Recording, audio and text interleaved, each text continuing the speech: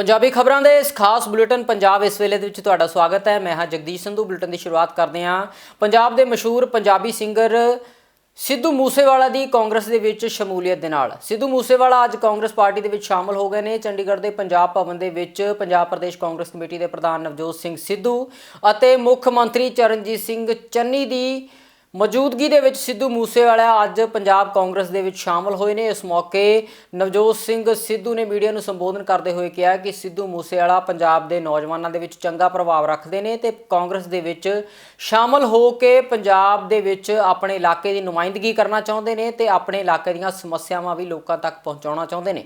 ਇਸ ਮੌਕੇ ਚਰਨਜੀਤ ਸਿੰਘ ਚੰਨੀ ਨੇ ਸਿੱਧੂ ਮੂਸੇਵਾਲਾ ਅਤੇ ਉਸਦੇ ਪਰਿਵਾਰ ਨੂੰ ਕਾਂਗਰਸ ਵਿੱਚ ਸ਼ਾਮਲ ਹੋਣ ਤੇ ਵਧਾਈ ਦਿੱਤੀ ਹੈ। ਉਹਨਾਂ ਕਿਹਾ ਕਿ ਨੌਜਵਾਨਾਂ ਦੇ ਦਿਲਾਂ ਦੀ ਧੜਕਣ ਨੇ ਸਿੱਧੂ ਮੂਸੇਵਾਲਾ ਤੇ ਉਹਨਾਂ ਦੇ ਕਾਂਗਰਸ ਦੇ ਵਿੱਚ ਆਉਣ ਦੇ ਨਾਲ ਨੌਜਵਾਨਾਂ ਨੂੰ ਨੁਮਾਇੰਦਗੀ ਮਿਲੇਗੀ। ਇਸ ਮੌਕੇ ਸਿੱਧੂ ਮੂਸੇਵਾਲਾ ਨੇ ਕਿਹਾ ਕਿ ਉਹ ਆਪਣੇ ਇਲਾਕੇ ਦੀਆਂ ਸਮੱਸਿਆਵਾਂ ਨੂੰ ਅੱਗੇ ਲਿਆਉਣਾ ਚਾਹੁੰਦੇ ਨੇ, ਇਸ ਕਰਕੇ ਉਹ ਕਾਂਗਰਸ ਦੇ ਵਿੱਚ ਸ਼ਾਮਲ ਹੋਏ ਨੇ। ਉਹਨਾਂ ਕਿਹਾ ਕਿ ਕਾਂਗਰਸ ਦੇ ਵਿੱਚ ਸ਼ਾਮਲ ਹੋਣ ਦਾ ਉਹਨਾਂ ਦਾ ਕਾਰਨ ਇਹ ਹੈ ਕਿ ਕਾਂਗਰਸ ਆਮ ਪਰਿਵਾਰਾਂ ਦੀ ਗੱਲ ਸੁਣਦੀ ਹੈ ਤੇ ਆਮ ਪਰਿਵਾਰਾਂ ਦੇ ਲੋਕ ਵੀ ਕਾਂਗਰਸ ਦੇ ਵਿੱਚ ਅੱਗੇ ਵੱਧ ਕੇ ਆਪਣੀ ਗੱਲ ਰੱਖ ਸਕਦੇ ਨੇ। ਇਸ ਮੌਕੇ ਉਹਨਾਂ ਨੇ ਅਮਰਿੰਦਰ ਸਿੰਘ ਰਾਜਾ ਵੜਿੰਗ ਦੀ ਉਦਾਹਰਨ ਦਿੰਦਿਆਂ ਕਿਹਾ ਕਿ ਅਮਰਿੰਦਰ ਸਿੰਘ ਰਾਜਾ ਵੜਿੰਗ ਬੇਹੱਦ ਆਮ ਘਰ ਤੋਂ ਸੰਬੰਧ ਰੱਖਦੇ ਨੇ ਤੇ ਕਾਂਗਰਸ ਦੇ ਵਿੱਚ ਉਹਨਾਂ ਨੇ ਵੱਡਾ ਅਹੁਦਾ ਹਾਸਲ ਕੀਤਾ ਹੈ ਤੇ ਚੰਗਾ ਕੰਮ ਵੀ ਕਰ ਰਹੇ ਨੇ। ਆਓ ਸੁਣਦੇ ਹਾਂ ਇਸ ਸਮਾਗਮ ਦੇ ਵਿੱਚ ਜਦੋਂ ਸਿੱਧੂ ਮੂਸੇਵਾਲਾ ਸ਼ਾਮਲ ਹੋਏ ਕਾਂਗਰਸ ਦੇ ਵਿੱਚ ਤਾਂ ਆਗੂਆਂ ਨੇ ਕੀ ਗੱਲ ਕਹੀ ਹੈ।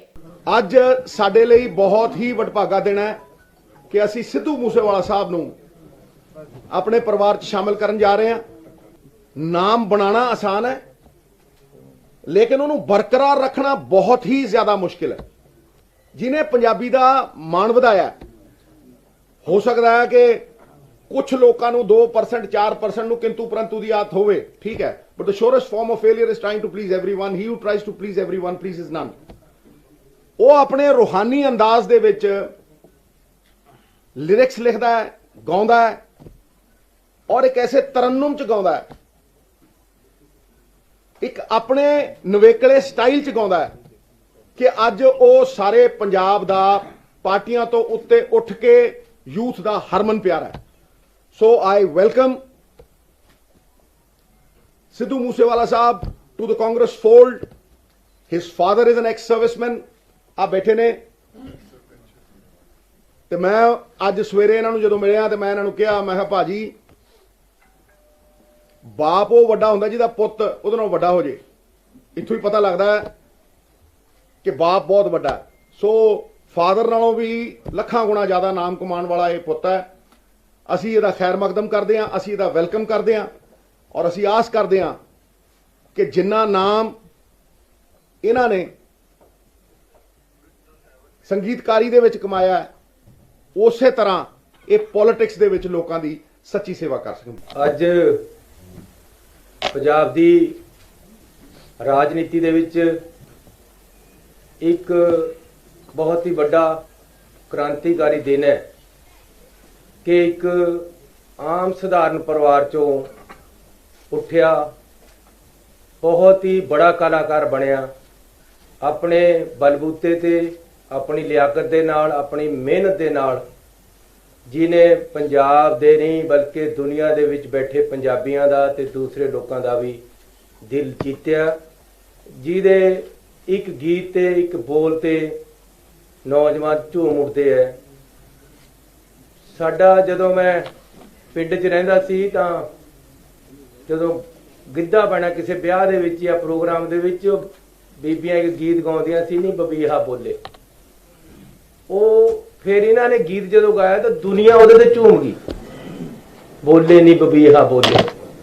ਤਾਂ ਹੁਣ ਕਾਂਗਰਸ ਪਾਰਟੀ ਵੱਲੋਂ ਪੰਜਾਬ ਦੇ ਵਿੱਚ ਸਿੱਧੂ ਮੂਸੇਵਾਲਾ ਦਾ ਬਬੀਹਾ ਬੋਲੇਗਾ। ਮੇਰੀ ਪਹਿਲੀ ਕਾਨਫਰੰਸ ਹੈ, ਸੋ ਪਹਿਲਾ ਫਤਿਹ ਪ੍ਰਵਾਨ ਕਰਿਓ। ਸ਼੍ਰੀ ਵਾਹਿਗੁਰੂ ਜੀ ਕਾ ਖਾਲਸਾ, ਸ਼੍ਰੀ ਵਾਹਿਗੁਰੂ ਜੀ ਕੀ ਫਤਿਹ।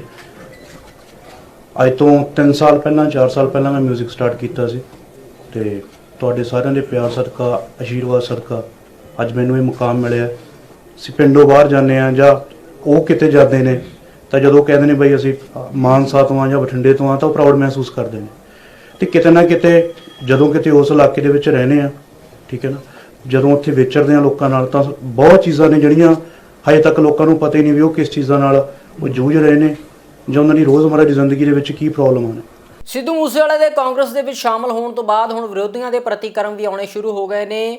ਸ਼੍ਰੋਮਣੀ ਅਕਾਲੀ ਦਲ ਦੇ ਸੀਨੀਅਰ ਆਗੂ ਦਲਜੀਤ ਸਿੰਘ ਚੀਮਾ ਨੇ ਸਿੱਧੂ ਮੂਸੇਵਾਲੇ ਦੀ ਸ਼ਮੂਲੀਅਤ ਤੇ ਪ੍ਰਤੀਕਿਰਿਆ ਦਿੰਦੇ ਹੋਏ ਕਿਹਾ ਹੈ ਕਿ ਕਾਂਗਰਸ ਦੇ ਵਿੱਚ ਪਹਿਲਾਂ ਹੀ 2 ਸਿੱਧੂਆਂ ਦੀ ਨਹੀਂ ਬਣਦੀ ਸੀ ਤੇ ਹੁਣ ਸਿੱਧੂ ਮੂਸੇਵਾਲਾ ਸ਼ਾਮਲ ਹੋ ਗਏ ਨੇ। ਹੁਣ ਦੇਖਣਾ ਇਹ ਹੋਵੇਗਾ ਕਿ ਕਾਂਗਰਸ ਦੇ ਵਿੱਚ ਸਿੱਧੂ ਮੂਸੇਵਾਲਾ ਕਿਸ ਤਰ੍ਹਾਂ ਆਪਣੀ ਗੱਲ ਰੱਖਦੇ ਨੇ। ਚੀਮਾ ਨੇ ਕਿਹਾ ਕਿ ਇਸ ਬਾਬਤ ਉਹ ਕਾਂਗਰਸ ਦੇ ਆਗੂਆਂ ਤੋਂ ਹੀ ਸਵਾਲ ਪੁੱਛਣ। ਇਸ ਮੌਕੇ ਉਹਨਾਂ ਨੇ ਦਿੱਲੀ ਦੇ ਮੁੱਖ ਮੰਤਰੀ ਤੇ ਆਪ ਸੁਪਰੀਮੋ ਅਰਵਿੰਦ ਕੇਜਰੀਵਾਲ ਦੇ ਉੱਪਰ ਵੀ ਵੱਡੇ ਸਿਆਸੀ ਤੰਜ ਕੱਸੇ ਨੇ। ਹੁਣ ਇੱਕ ਤਾਂ ਵੱਡੇ ਸਿੱਧੂ ਸਾਹਿਬ ਕੈਪਟਨ ਅਮਰਿੰਦਰ ਸਿੰਘ ਜੀ ਤਾਂ ਹੁਣ ਬਾਹਰ ਚਲੇ ਗਏ, ਹੁਣ ਦੂਜਾ ਸਿੱਧੂ ਆ ਗਿਆ, ਕੋਈ ਗੱਲ ਨਹੀਂ, ਸਾਨੂੰ ਤਾਂ ਇਹ 'ਚ ਕੋਈ ਗੱਲ ਨਹੀਂ, ਕਿਸੇ ਨੇ ਕੋਈ ਕਿਸੇ ਦੀ ਪਾਰਟੀ ਚ ਆਉਣਾ ਕੋਈ ਜ਼ਰੂਰ ਆਵੇ, ਪਰ ਇਹ ਹੁਣ ਇੱਕ ਮਿਆਨ 'ਚ 2 ਤਲਵਾਰਾਂ ਰਹਿਣੀਆਂ ਨਹੀਂ। ਹੁਣ ਦੇਖਦੇ ਆ ਕੰਪੀਟੀਸ਼ਨ ਥੋੜੇ ਦਿਨਾਂ ਬਾਅਦ ਵੀ ਕਿਹੜਾ ਹੁਣ ਮੀਡੀਆ ਦੇ ਵਿੱਚ ਜ਼ਿਆਦਾ ਜਿਹੜੀ ਆ ਉਹ ਨੈਗੇਟਿਵ ਨਿਊਜ਼ ਗੈਦਰ ਕਰਦਾ, ਇਹ ਆਉਣ ਵਾਲੇ ਸਮੇਂ 'ਚ ਦੇਖਾਂਗੇ। ਤੇ ਦੇਖੋ ਗੱਲ ਇਹ ਹੈ ਕਿ ਕੇਜਰੀਵਾਲ ਵੱਲੋਂ ਇੱਕ ਬਹੁਤ ਵੱਡਾ ਫਰਾਡ ਪੰਜਾਬ ਦੀ ਭੋਲੀ ਭਾਲੀ ਜਨਤਾ ਦੇ ਨਾਲ ਕੀਤਾ ਜਾ ਰਿਹਾ ਕਿ ਦੇਸ਼ ਦੀ ਕੈਪੀਟਲ ਜਿਹੜੀ ਹੈ ਉਹਦਾ ਮੁਕਾਬਲਾ ਸਰਹੱਦੀ ਜ਼ਿਲ੍ਹਿਆਂ ਦੇ ਪਿੰਡਾਂ ਦੇ ਨਾਲ, ਕੰਢੀ ਏਰੀਏ ਦੇ ਪਛੜੇ ਇਲਾਕਿਆਂ ਦੇ ਪਿੰਡਾਂ ਦੇ ਨਾਲ ਕਰਕੇ ਤੇ ਲੋਕਾਂ ਨੂੰ ਸਮਝਬਾਗ ਝੂਠੇ ਦਿਖਾ ਕੇ ਤੇ ਗੁੰਮਰਾਹ ਕਰਨ ਦੀ ਕੋਸ਼ਿਸ਼ ਕੀਤੀ ਜਾ ਰਹੀ। ਇਹ ਕੋਈ ਟਾਈਮ ਨਹੀਂ ਹੈ ਜਿੱਦਣ ਕੇਜਰੀਵਾਲ ਜਾਂ ਕੇਜਰੀਵਾਲ ਦੀ ਟੀਮ ਟੀਵੀ ਤੇ ਇਹ ਵੀ ਇਸ਼ਤਿਹਾਰ ਦੇ ਦੇਵੇ ਵੀ ਲਾਲ ਕਿਲ੍ਹਾ ਵੀ ਕੇਜਰੀਵਾਲ ਨੇ ਬਣਾਇਆ ਸੀ, ਕੁਤਬ ਮੀਨਾਰ ਵੀ ਕੇਜਰੀਵਾਲ ਨੇ ਬਣਾਇਆ ਸੀ, ਦਿੱਲੀ ਦਾ ਹਵਾਈ ਅੱਡਾ ਵੀ ਕੇਜਰੀਵਾਲ ਸਾਹਿਬ ਨੇ ਪਹਿਲਾਂ ਹੀ ਬਣਾਤਾ ਸੀ, ਦਿੱਲੀ ਦਾ ਰੇਲਵੇ ਸਟੇਸ਼ਨ ਵੀ ਕੇਜਰੀਵਾਲ ਨੇ ਬਣਾਇਆ ਸੀ, All India Institute of Medical Sciences ਵੀ ਕੇਜਰੀਵਾਲ ਨੇ ਬਣਾਈ ਸੀ, ਪਾਰਲੀਮੈਂਟ ਹਾਊਸ ਵੀ ਕੇਜਰੀਵਾਲ ਨੇ ਬਣਾਇਆ ਸੀ।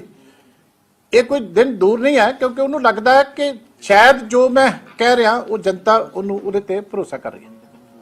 ਇੱਕ ਰੈਵਨਿਊ ਸਰਪਲਸ ਸਟੇਟ ਜਿਹਦੀ ਮੈਕਸਿਮਮ ਫੰਡਿੰਗ ਜਿਹੜੀ ਹੈ ਉਹ ਗਵਰਨਮੈਂਟ ਆਫ ਇੰਡੀਆ ਦੀ ਹੈ ਕਿਉਂਕਿ ਬਹੁਤਾ ਕੰਟਰੋਲ ਉੱਥੇ ਦਿੱਲੀ ਦੇ ਵਿੱਚ ਜਿਹੜੇ ਖਰਚੇ ਵਾਲੇ ਵਿਭਾਗ ਆ ਉਹਨਾਂ ਦਾ ਜਿਹੜਾ ਹੈ ਉਹ ਉੱਥੇ ਕੇਂਦਰ ਸਰਕਾਰ ਦਾ ਹੁੰਦਾ।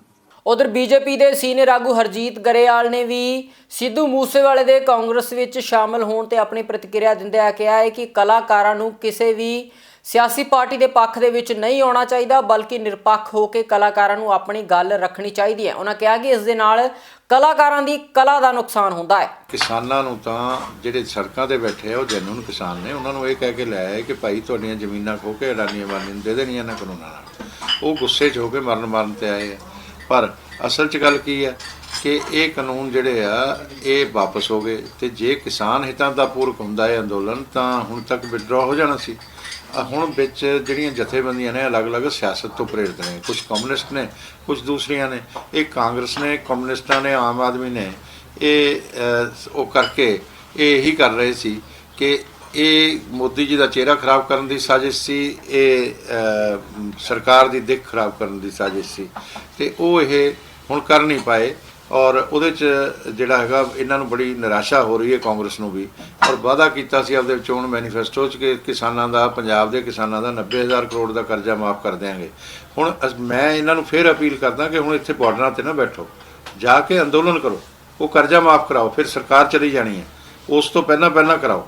ਔਰ ਜੇ ਨਹੀਂ ਕਰਾਉਂਦੇ ਤਾਂ ਇਹਦਾ ਮਤਲਬ ਜਿੱਦਾਂ ਉਹ ਹੈ ਉਗਰਾਹਾਂ ਜੋਗਿੰਦਰ ਸਿੰਘ ਔਰ ਇਹ ਰਾਜੇਵਾਲ, ਇਹ ਇੱਧਰ ਚੀਫ ਮਿਨਿਸਟਰ ਦੇ ਉਹ ਬੈਠਦਾ, ਇੱਧਰ ਉਹ ਬੈਠਦਾ, ਕਹਿੰਦੇ ਆ ਹੁਣ ਅਸੀਂ ਕਾਂਗਰਸੀਆਂ ਦਾ ਘਰਾਓ ਨਹੀਂ ਕਰਿਆ ਕਰਾਂਗੇ ਪਿੰਡਾਂ 'ਚ। ਇਹਦਾ ਮਤਲਬ ਕੀ ਹੈ ਕਿ ਬਗਲ 'ਚ ਬੈਠੇ ਨੇ ਔਰ ਉਹਨਾਂ ਦੇ ਨਾਲ ਨੇ, ਇਸ ਕਰਕੇ ਅੰਦੋਲਨ ਖਤਮ ਨਹੀਂ ਹੋਣ ਦੇ ਰਹੇ, ਹੋਰ ਕੋਈ ਗੱਲ ਨਹੀਂ। ਹਰ ਆਦਮੀ ਦਾ ਅਧਿਕਾਰ ਆ ਕਿ ਉਹ ਕਿਸੇ ਵੀ ਪਾਰਟੀ 'ਚ ਜਾਵੇ, ਕੋਈ ਵੀ ਵਿਚਾਰਧਾਰਾ ਰੱਖੇ। ਉਹ ਵੀ ਸ਼ਾਮਲ ਹੋਏ ਆ, ਉਹਨਾਂ ਦੀ ਸੋਚ, ਉਹਨਾਂ ਨੂੰ ਮੁਬਾਰਕ ਆ, ਅਸੀਂ ਉਹਦੇ 'ਤੇ ਕੀ ਕਹਿਣਾ ਹੈਗਾ, ਠੀਕ ਹੈ ਨਾ। ਤੇ ਉਹ ਸ਼ਾਮਲ ਹੋ ਗਏ, ਅੱਛੀ ਗੱਲ ਆ।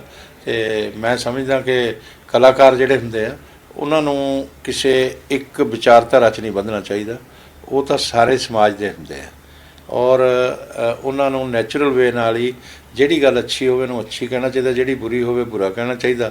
ਇਹ ਪੱਖਪਾਤ ਕਰਨਾ ਪਊਗਾ ਹੁਣ ਉਹਨਾਂ ਨੂੰ ਜਦੋਂ ਉਹਦੇ 'ਚ ਆ ਗਏ ਨੇ। ਉਧਰ ਪੰਜਾਬ ਦੇ ਸੀਨੀਅਰ ਕਾਂਗਰਸੀ ਆਗੂ ਤੇ ਸਾਬਕਾ ਮੁੱਖ ਮੰਤਰੀ ਰਜਿੰਦਰ ਕੌਰ ਭੱਠਲ ਨੇ ਦਿੱਲੀ ਵਿਖੇ ਸੋਨੀਆ ਗਾਂਧੀ ਦੇ ਨਾਲ ਮੁਲਾਕਾਤ ਕੀਤੀ ਹੈ। ਮੁਲਾਕਾਤ ਤੋਂ ਬਾਅਦ ਮੀਡੀਆ ਨਾਲ ਗੱਲਬਾਤ ਕਰਦਿਆਂ ਰਜਿੰਦਰ ਕੌਰ ਭੱਠਲ ਨੇ ਕਿਹਾ ਹੈ ਕਿ ਉਹਨਾਂ ਨੇ ਪੰਜਾਬ ਦੀਆਂ ਸਮੱਸਿਆਵਾਂ ਤੇ ਮੌਜੂਦਾ ਸਿਆਸੀ ਹਾਲਾਤਾਂ ਬਾਰੇ ਸੋਨੀਆ ਗਾਂਧੀ ਨਾਲ ਗੱਲਬਾਤ ਕੀਤੀ ਹੈ। ਰਜਿੰਦਰ ਕੌਰ ਭੱਠਲ ਨੇ ਕਿਹਾ ਹੈ ਕਿ ਪੰਜਾਬ ਦੇ ਮੌਜੂਦਾ ਸਿਆਸੀ ਹਾਲਾਤ ਕਾਂਗਰਸ ਦੇ ਹੱਕ ਦੇ ਵਿੱਚ ਨੇ ਤੇ ਚੰਨੀ ਅਤੇ ਨਵਜੋਤ ਸਿੰਘ ਸਿੱਧੂ ਵਧੀਆ ਤਰੀਕੇ ਦੇ ਨਾਲ ਕਾਂਗਰਸ ਦੀ ਅਗਵਾਈ ਕਰ ਰਹੇ ਨੇ। ਉਹਨਾਂ ਕਿਹਾ ਕਿ 2022 ਦੀਆਂ ਚੋਣਾਂ ਕਾਂਗਰਸ ਹੀ ਜਿੱਤੇਗੀ ਤੇ ਆਉਣ ਵਾਲੀਆਂ ਵਿਧਾਨ ਸਭਾ ਦੇ ਵਿੱਚ ਕਾਂਗਰਸ ਦੀ ਸਰਕਾਰ ਬਣੇਗੀ। ਸਟੇਟ ਦੇ ਬਾਰੇ ਵਿੱਚ ਡਿਸਕਸ਼ਨ ਹੋ ਕੇ ਜੋ ਜਾਣਕਾਰੀ ਸੀ, ਗਰਾਊਂਡ ਰਿਐਲਿਟੀ ਸੀ, ਉਹ ਮੈਂ ਮੈਡਮ ਸੋਨੀਆ ਗਾਂਧੀ ਦੇ ਧਿਆਨ 'ਚ ਲਿਆਂਦੀ ਹੈ ਔਰ ਉਹ ਬੜੇ ਉਹਨਾਂ ਨੇ ਧਿਆਨ ਦੇ ਨਾਲ ਗੌਰ ਦੇ ਨਾਲ ਸਾਰਾ ਕੁਝ ਸੁਣਿਆ ਹੈਗਾ ਤੇ ਉਹਦੇ ਵਿੱਚ ਇਹੀ ਰਿਪੋਰਟਸ ਹੈਗੀਆਂ ਜਾਂ ਇਹੀ ਮੈਂ ਵੀ ਇਨਫੋਰਮੇਸ਼ਨ ਦਿੱਤੀ ਹੈ ਕਿ ਅੱਜ ਦੀ ਘੜੀ ਵਿੱਚ ਸਾਰੀਆਂ ਪਾਰਟੀਆਂ ਜਿਹੜੀਆਂ ਸਾਡੀਆਂ ਵਿਰੋਧੀ ਹੈ, ਚਾਹੇ ਅਕਾਲੀ ਦਲ ਹੈ, ਬੀਜੇਪੀ ਹੈ, ਉਹ ਚਾਹੇ ਕੇਜਰੀਵਾਲ ਹੈ, ਇਹਨਾਂ ਲਈ ਪੰਜਾਬ 'ਚ ਕੁਝ ਨਹੀਂ ਰੱਖਿਆ ਪਿਆ। ਕਾਂਗਰਸ ਪਾਰਟੀ ਦਾ ਜੋ ਚੀਫ ਮਿਨਿਸਟਰ ਬਣਾਇਆ, ਸਰਕਾਰ ਬਣਾਈ ਹੈ, ਪ੍ਰਧਾਨ ਬਣਾਇਆ ਸਿੱਧੂ ਨੂੰ ਜਾਂ ਕਿ ਆਪਣੇ ਚੰਨੀ ਨੂੰ, ਉਹਦੇ ਤੇ ਲੋਕਾਂ ਨੂੰ ਪੂਰਾ ਵਿਸ਼ਵਾਸ ਹੈ। ਪੰਜਾਬ ਦਾ ਸਾਰਾ ਯੂਥ, ਪੰਜਾਬ ਦੇ ਸਾਰੇ ਗਰੀਬ ਲੋਕ ਅੱਜ ਕਾਂਗਰਸ ਪਾਰਟੀ ਨਾਲ ਇੱਕ ਮੁੱਠ ਤੇ ਇਕਜੁੱਟ ਹੋ ਕੇ ਅਗਲਾ ਫੈਸਲਾ ਕਰ ਬੈਠੇ ਆ ਕਿ ਕਾਂਗਰਸ ਨੂੰ ਜਿਤਾਉਣਾ ਹੈ। ਇਹ ਸਾਰੀਆਂ ਜਾਣਕਾਰੀਆਂ ਮੈਂ ਮੈਡਮ ਨੂੰ ਕੱਲ੍ਹ ਆਪਣੀ ਜਾਣਕਾਰੀ ਸਾਂਝੀ ਕੀਤੀ। ਦੇਖੋ, ਉਸ 'ਤੇ ਮੈਂ ਸਮਝਦੀ ਹਾਂ ਕਿ ਸਾਡੇ ਜਿਹੜੇ ਜਿਸ ਰਫਤਾਰ ਨਾਲ ਹੋਣੇ ਚਾਹੀਦੇ ਸੀ, ਕੁਝ ਪੂਰੇ ਤਾਂ ਹੋਏ ਪਰ ਸਲੋ ਹੋਏ, ਥੋੜ੍ਹੇ ਹੋਏ, ਜਿਹਦੇ ਕਰਕੇ ਸਾਡੀ ਪਾਰਟੀ ਦੇ ਮੈਜੋਰਟੀ MLA ਵੀ ਨਾਰਾਜ਼ ਹੋਏ ਤੇ ਲੋਕਾਂ ਦੇ ਵਿੱਚ ਮੁਲਾਕਾਤਾਂ ਦਾ ਟਾਈਮ ਘੱਟ ਦੇਣਾ, ਚੀਫ ਮਿਨਿਸਟਰ ਵੱਲੋਂ ਘੱਟ ਮਿਲਣਾ, ਇਹਦੇ ਨਾਲ ਕਿਉਂਕਿ ਜਾਣਕਾਰੀ ਲੋਕਾਂ ਵੱਲੋਂ ਹੀ ਜਿਹੜੀ ਪਹੁੰਚਦੀ ਹੈ ਉਹ ਸਾਡੇ ਪੋਲੀਟੀਕਲ ਹੈੱਡ ਕੋਲੇ ਜਾਂਦੀ ਹੈ, ਉਹ ਲਾਗੂ ਹੁੰਦੀ ਹੈ। ਉਸ ਵਕਤ ਮੁਲਾਕਾਤਾਂ ਨਹੀਂ ਹੋ ਸਕੀਆਂ ਸੀਗੀਆਂ।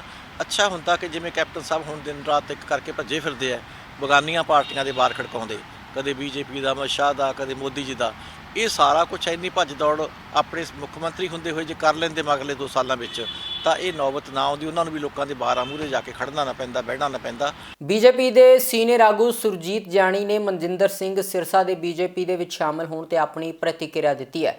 ਮੀਡੀਆ ਨਾਲ ਗੱਲਬਾਤ ਕਰਦਿਆਂ ਜਾਣੀ ਨੇ ਕਿਹਾ ਕਿ ਸਿਰਸਾ ਸਮਾਜ ਸੇਵਾ ਦੇ ਲਈ ਬੀਜੇਪੀ ਦੇ ਵਿੱਚ ਸ਼ਾਮਲ ਹੋਏ ਨੇ। ਉਹਨਾਂ ਨੇ ਕਿਹਾ ਕਿ ਵਿਰੋਧੀ ਇਸ ਮਾਮਲੇ ਨੂੰ ਲੈ ਕੇ ਬੇਲੋੜੀ ਆਲੋਚਨਾ ਕਰ ਰਹੇ ਨੇ।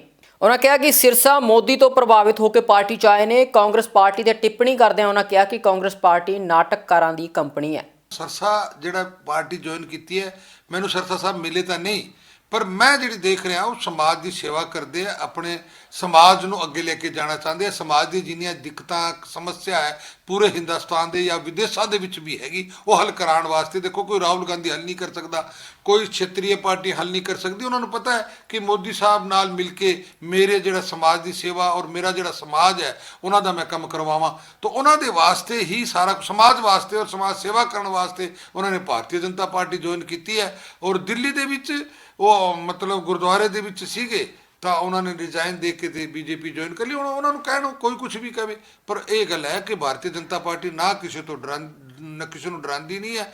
ਭਾਰਤੀ ਜਨਤਾ ਪਾਰਟੀ ਦੇ ਵਿਚਾਰ ਦੇਖ ਕੇ ਲੋਕ ਆਉਂਦੇ ਨੇ ਔਰ ਭਾਰਤੀ ਜਨਤਾ ਪਾਰਟੀ ਚੰਗੇ ਬੰਦਿਆਂ ਨੂੰ ਔਰ ਦੇਸ਼ ਭਗਤ ਬੰਦਿਆਂ ਨੂੰ ਔਰ ਸਮਾਜ ਦੀ ਸੇਵਾ ਕਰਨ ਬੰਦਿਆਂ ਨੂੰ ਅਸੀਂ ਜੁਆਇਨ ਕਰਾ ਲੈਂਦੇ ਹਾਂ। ਉਧਰ ਸ਼੍ਰੋਮਣੀ ਅਕਾਲੀ ਦਲ ਦੇ ਪ੍ਰਧਾਨ ਸੁਖਬੀਰ ਸਿੰਘ ਬਾਦਲ ਨੂਰਮਹਿਲ ਵਿਖੇ ਪਹੁੰਚੇ, ਜਿੱਥੇ ਉਹਨਾਂ ਨੇ ਇੱਕ ਵੱਡੇ ਇਕੱਠ ਨੂੰ ਸੰਬੋਧਨ ਕੀਤਾ। ਇਸ ਮੌਕੇ ਸੁਖਬੀਰ ਸਿੰਘ ਬਾਦਲ ਨੇ ਕਾਂਗਰਸ ਪਾਰਟੀ ਤੇ ਅਕਾਲੀਆਂ ਖਿਲਾਫ ਝੂਠੇ ਪਰਚੇ ਦਰਜ ਕਰਨ ਦੇ ਇਲਜ਼ਾਮ ਲਗਾਏ ਨੇ। ਸੁਖਬੀਰ ਸਿੰਘ ਬਾਦਲ ਨੇ ਕਿਹਾ ਕਿ ਇਸ ਵਾਰ ਸ਼੍ਰੋਮਣੀ ਅਕਾਲੀ ਦਲ ਦੇ ਪੱਖ ਵਿੱਚ ਵੱਡੀ ਲੋਕ ਲਹਿਰ ਹੈ ਤੇ 80 ਤੋਂ ਵੱਧ ਸੀਟਾਂ ਜਿੱਤਣ ਦੀ ਉਮੀਦ ਉਹ ਕਰਦੇ ਨੇ। ਉਹਨਾਂ ਕਿਹਾ ਕਿ 2022 ਦੇ ਵਿੱਚ ਸ਼੍ਰੋਮਣੀ ਅਕਾਲੀ ਦਲ ਅਤੇ BSP ਗੱਠਜੋੜ ਦੀ ਸਰਕਾਰ ਬਣਨੀ ਤੈਅ ਹੈ।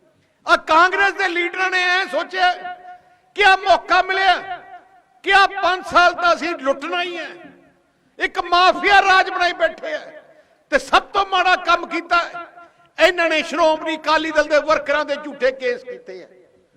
307 ਤੋਂ ਲੈ ਕੇ ਬਜ਼ੁਰਗ ਮਾਈਆਂ ਤੋਂ ਲੈ ਕੇ ਛੋਟੇ ਬੱਚਿਆਂ ਤੋਂ ਲੈ ਕੇ ਥੋੜੀਆਂ ਬੀਬੀਆਂ ਭੈਣਾਂ ਨੂੰ ਲੈ ਕੇ ਸਾਰਿਆਂ ਦੇ ਝੂਠੇ ਕੇਸ। ਪਿਛਲੇ ਸਾਰੇ ਇਲੈਕਸ਼ਨਾਂ ਨਾਲੋਂ ਵੱਧ ਸੀਟਾਂ ਮੇਰੇ ਹਿਸਾਬ ਨਾਲ ਜੋ ਮੈਂ ਦੇਖ ਰਿਹਾ 80-85 ਸੀਟਾਂ ਤੋਂ ਵੀ ਵੱਧ ਸ਼੍ਰੋਮਣੀ ਅਕਾਲੀ ਦਲ BSP ਦਾ ਗੱਠਜੋੜ ਜਿੱਤੂਗਾ। 5 ਸਾਲ ਨਾ ਮੁੱਖ ਮੰਤਰੀ ਸੀ ਨਾ ਕੋਈ ਮੰਤਰੀ ਸੀ, ਇੱਕ ਇੱਟ ਨਹੀਂ ਲੱਗੀ 5 ਸਾਲ। ਮੈਂ ਪੰਜਾਬ ਦੇ ਮੁੱਖ ਮੰਤਰੀ ਚੰਨੀ ਨੂੰ ਪੁੱਛਣਾ ਚਾਹਣਾ, ਮੈਨੂੰ ਇੱਕ ਸਕੂਲ ਦਾ ਨਾਮ ਦੱਸ ਦੇਣ ਜਿਹੜਾ ਇੱਕ ਬਣਾਇਆ, ਇੱਕ ਹਸਪਤਾਲ ਦਾ ਨਾਮ ਦੇ ਦੇਣ ਜਿੱਥੇ ਬਣਾਇਆ।